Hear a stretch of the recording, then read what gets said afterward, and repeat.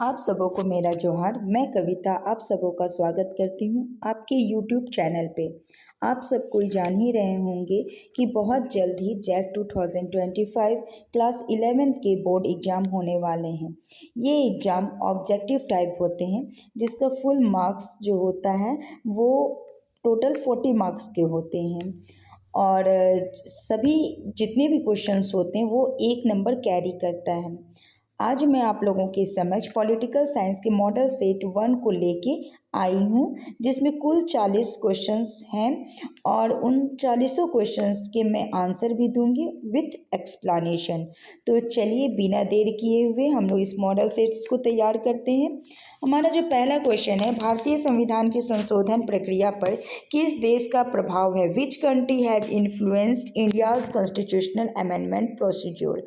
तो इसका जो राइट आंसर होगा वो होगा दक्षिण अफ्रीका, साउथ अफ्रीका।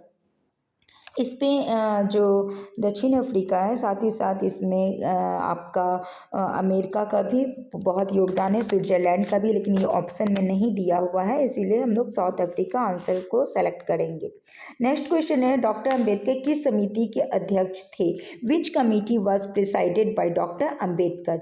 तो डॉक्टर अंबेडकर जो थे वो ड्राफ्टिंग कमेटी के अध्यक्ष रह चुके थे जिन्हें प्रारूप समिति भी कहा जाता है। तो इसका आंसर जो होगा वो होगा ए, प्रारूप समिति, ड्राफ्टिंग कमेटी। थर्ड क्वेश्चन है, संविधान सभा के लिए चुनाव कब संपन्न हुआ? तो संविधान सभा के लिए चुनाव जो था वो जुलाई से लेके अगस्त जो 1946 में यानी 1940 से 1946 ईस्वी में संपन्न हुआ था। तो इसका जो राइट आंसर होगा वो होगा बी, 1946।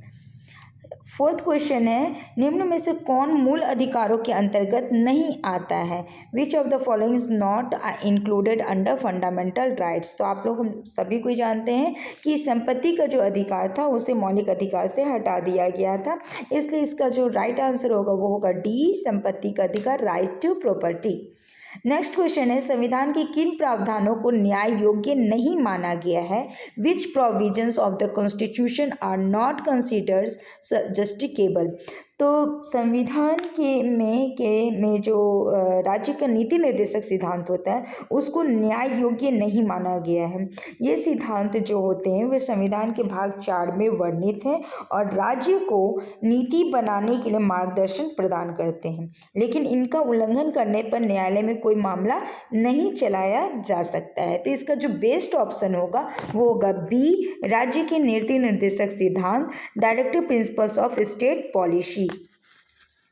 नेक्स्ट क्वेश्चन है, कल्याणकारी राज्य की संकल्पना का समावेश भारत के संविधान में है, यानी कल्याणकारी राज्य की बात की गई है तो कहाँ किया गया है, ये क्वेश्चन है।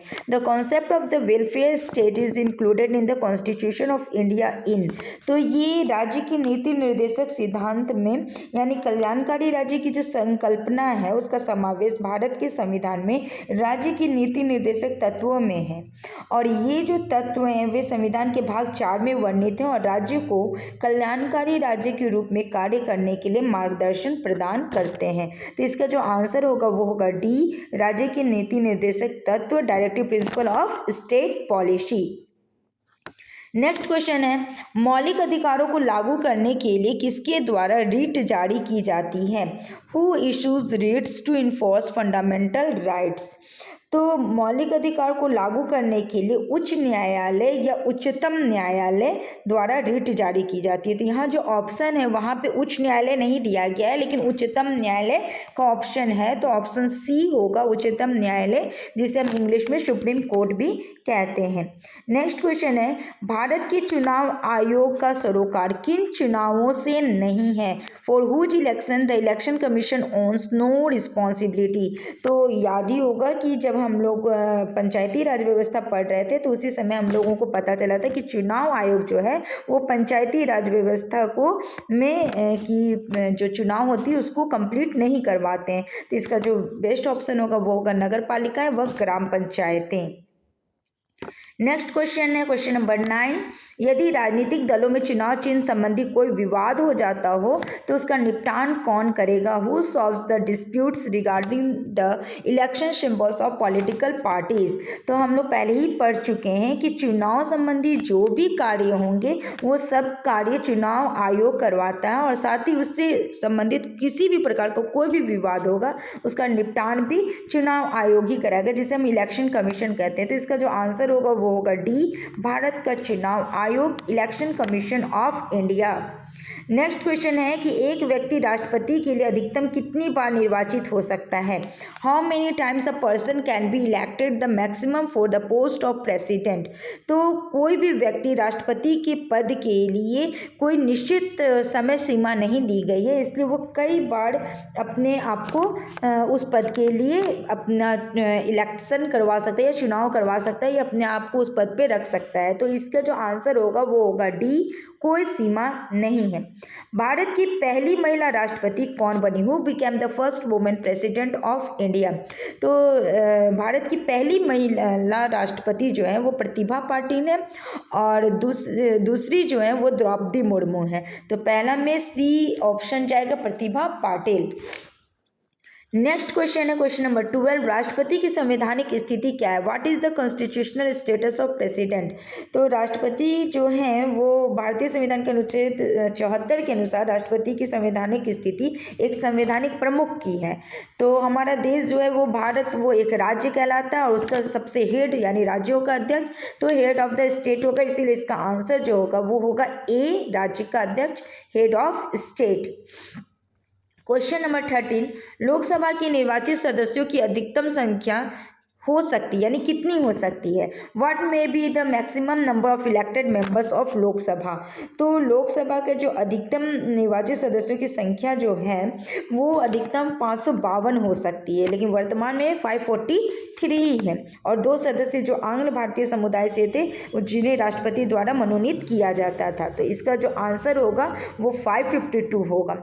और अगर कभी क्वेश्चन आता है कि वर्तमान में लोकसभा के सदस्यों की संख्या कितनी है तो उसका आंसर जो होगा वो बी होगा, 543।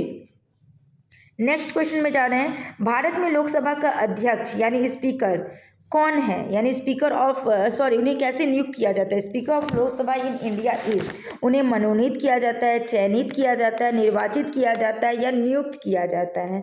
तो भारत में लोकसभा का अध्यक्ष को निर्वाचित किया जाता है और यह निर्वाचन जो है लोकसभा के सदस्यों द्वारा ही किया जाता है जो अपने बीच से किसी एक सदस्य को अध्यक्ष पद के लिए चुनते हैं।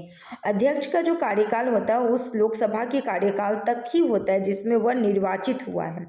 अध्यक्ष को लोकसभा की कार्यवाही का संचालन करने, नियमों का पालन सुनिश्चित करने और सदन की गरिमा बनाए रखने की जिम्मेदारी होती है। तो इसका जो आंसर होगा वो होगा सी, इलेक्टेड, निर्वाचित करना।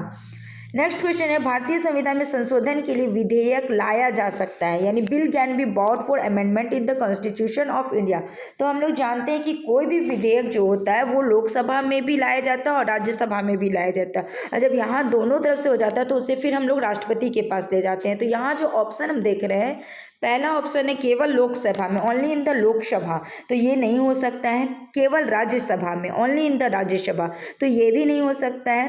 थर्ड वन है या तो लोकसभा में या राज्यसभा में, तो ये आंसर हो सकता है। और डी ऑप्शन है भारत के न्यायालय में, तो न्यायालय में नहीं जाता, राष्ट्रपति के पास जाता है। तो इसका जो ऑप्शन सी होगा या तो लोकसभा या Rajya Sabha, either in the Lok Sabha और इन द राज्यसभा, ये बेस्ट आंसर होगा।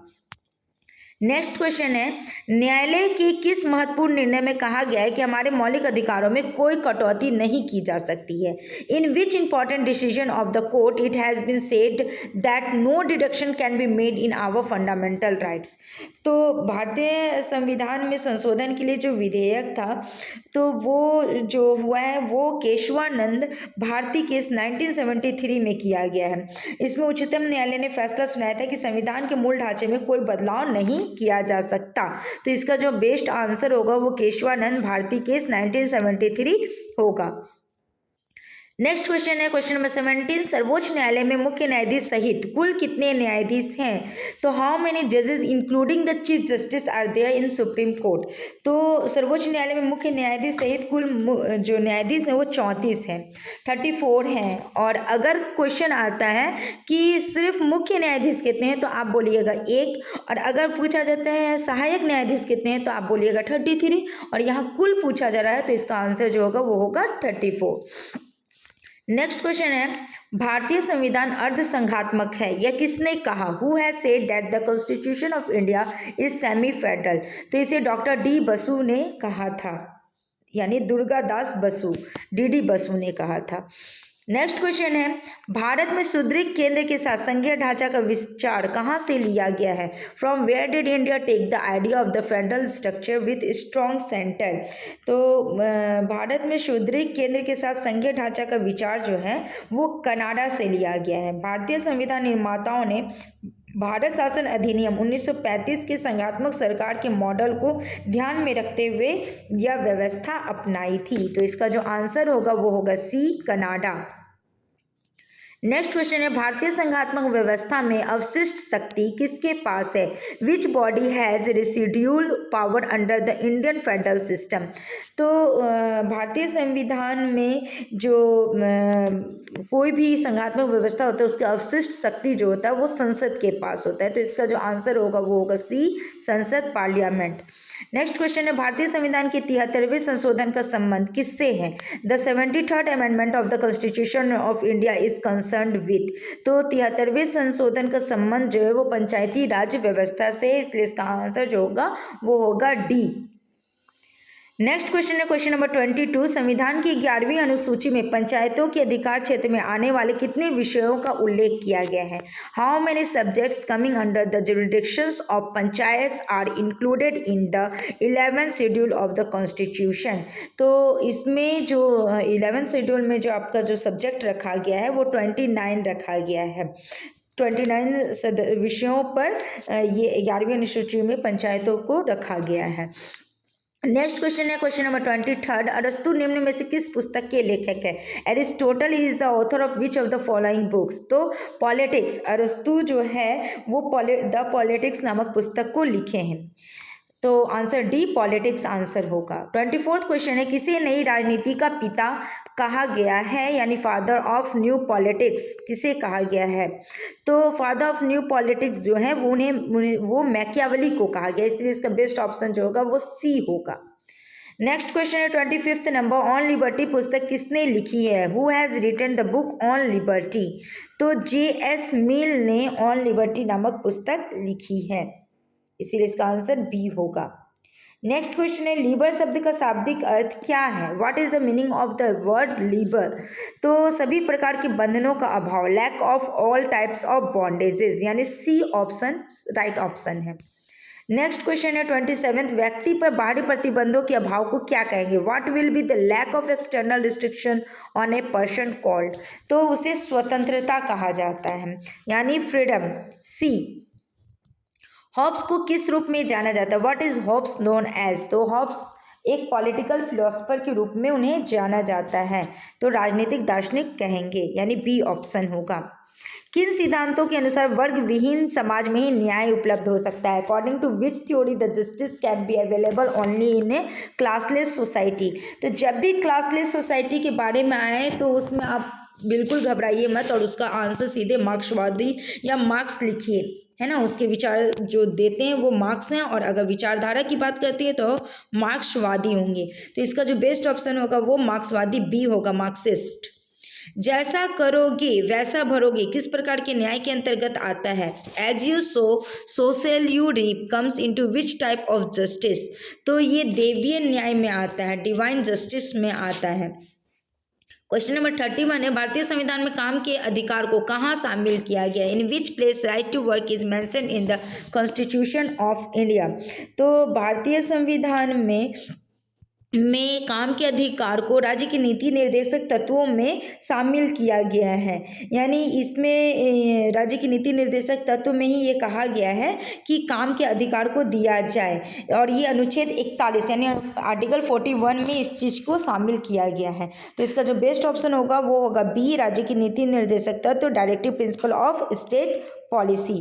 नेक्स्ट क्वेश्चन है, फुटपाथ पर रहने और बुनियादी जरूरतों की पूर्ति के लिए संघर्ष करने वाले व्यक्ति के लिए किस अधिकार का मूल्य नहीं है? For which right a person who lives on footpath and struggles for fulfilling his basic need has no value. तो यहाँ पे जो ऑप्शन दिया गया है उसके आधार पे हम आंसर देंगे। तो ऑप्शन है सामाजिक अधिकार, सोशल राइट्स, राजनीतिक अधिकार, पॉलिटिकल राइट्स, आर्थिक अधिकार, इकोनॉमिक राइट्स, वैधानिक अधिकार, लीगल राइट। तो आप देखिए कि ये सब कुछ व्यक्ति से ही संबंधित है, लेकिन राजनीतिक अधिकार जो होता है वो उसमें ये देखना होता है कि किसकी सरकार चल रही है, वो किस प्रकार की योजना दे रहा है, वो क्या है क्या नहीं है। तो ये जो तथ्य है इस पे व्यक्ति को ज़रूरत नहीं पड़ता, वो भी खासकर फुटपाथ पर रहने वाले व्यक्ति को, क्योंकि वो डेली वो ये सोचता है कि उसे क्या खाना है और कैसे सर्वाइव करना है। तो इसका जो बेस्ट ऑप्शन होगा वो होगा बी, राजनीतिक अधिकार, पॉलिटिकल राइट्स। नेक्स्ट क्वेश्चन है, भारत में नागरिकता के संबंध में कानून बनाने का अधिकार किसको है? Who has the right to make a law regarding citizenship in India? तो संसद, ये हम लोग शुरू से जान रहे हैं कि सांसद, जिसमें लोकसभा, राज्यसभा और राष्ट्रपति, ये तीनों शामिल होते हैं, ये तीनों मिलकर के ही कानून का निर्माण करते हैं। तो यहाँ पे मेन जो होगा वो संसद होगा, संसद में राष्ट्रपति भी आ जाते हैं, इसीलिए संसद ही को हम लोग बेस्ट ऑप्शन देंगे। नेक्स्ट क्वेश्चन, नागरिक गणतंत्रवाद का सूत्र यानी प्रोपोनेट द फॉर्मूला किसने प्रतिपादित किया? Who proponate the formula of citizen republicanism? तो इसे मार्शल ने किया है, मार्शल मैक्लुहान ने इस चीज़ को प्रतिपादित किया है कि जो भी नागरिक गणतंत्रवाद है उसको शामिल किया जाए, इसे प्रतिपादित किया जाए। नेक्स्ट क्वेश्चन है, फ्रांसीसी क्रांति का क्या नारा था? What was the slogan of French revolution? तो स्वतंत्रता, समानता और भाईचारा, यही फ्रांसीसी क्रांति का नारा था। तो इसलिए इसका आंसर जो होगा वो डी होगा, इनमें से सभी, ऑल ऑफ दीज। फिर नेक्स्ट क्वेश्चन है, किसने आज के विश्व को भूमंडलीय गांव की संज्ञा दी? Who has called today's world a global village? तो मार्शल मैक्लुहान ने आज के विश्व को भूमंडलीय गांव की संज्ञा दी थी। मैक्लुहान एक कनाडाई संचार सिद्धांतकार और विद्वान थे, इसलिए इसका जो आंसर होगा वो मार्शल मैक्लुहान होगा। नेक्स्ट क्वेश्चन है, किसने राष्ट्रीय आत्म निर्धारण के सूत्र पर विशेष बल दिया? Who gave emphasis on the formula of national self determination? तो अमेरिकी राष्ट्रपति विल्सन ने ये राष्ट्रीय आत्म निर्धारण के सूत्र पर विशेष बल दिया था। तो इसका जो बेस्ट आंसर होगा वो होगा ए, अमेरिकी राष्ट्रपति विल्सन। नेक्स्ट क्वेश्चन है क्वेश्चन नंबर 38, धर्मनिरपेक्षवाद का किससे तालमेल स्थापित नहीं किया जा सकता? With which element can secularism not be matched? तो कठोर परंपरावाद, ये जब परंपरावाद की बात जब करते हैं तो वहाँ पे धर्मनिरपेक्षवाद नहीं स्थापित किया जा सकता है। तो यहाँ पे जो आंसर होगा वो होगा बी, कठोर परंपरावाद या hard traditionalism. Last second question है, धर्मनिरपेक्षवाद ने किस विचार को स्थापित किया? विच idea was established by secularism? तो ह्यूमनिज्म को धर्मनिरपेक्षवाद ने स्थापित किया था, यानी मानववाद को बहुत ज़्यादा सराहा गया था, इसलिए धर्मनिरपेक्ष जो है वो मानववाद के विचार को स्थापित करते हैं। और अब सबसे लास्ट क्वेश्चन, किस मुस्लिम राज्य में सबसे पहले धर्मनिरपेक्षवाद की स्थापना हुई? In which Muslim state secularism was established first of all? तो सबसे जो मुस्लिम राज्यों में सबसे पहले जो धर्मनिरपेक्षवाद की स्थापना जो हुई थी वो तुर्की में हुई थी। तुर्की के संस्थापक मुस्तफ़ा कमाल अतातुर्क ने 1923 में तुर्की गणराज्य की स्थापना की थी और वे धर्मनिरपेक्षवाद को अपनाया था। तो इसलिए जो इसका आंसर होगा वो बी होगा, तुर्की। देख सकते हैं दोस्तों कि अभी तक हम लोगों ने 40 क्वेश्चंस को सॉल्व किया विथ एक्सप्लेनेशन। इसी तरीके से बने रहिए, हम लोग नेक्स्ट वीडियो फिर से लेके आएंगे नया मॉडल सेट, जो मॉडल सेट 2 कहलाएगा। तब तक के लिए धन्यवाद।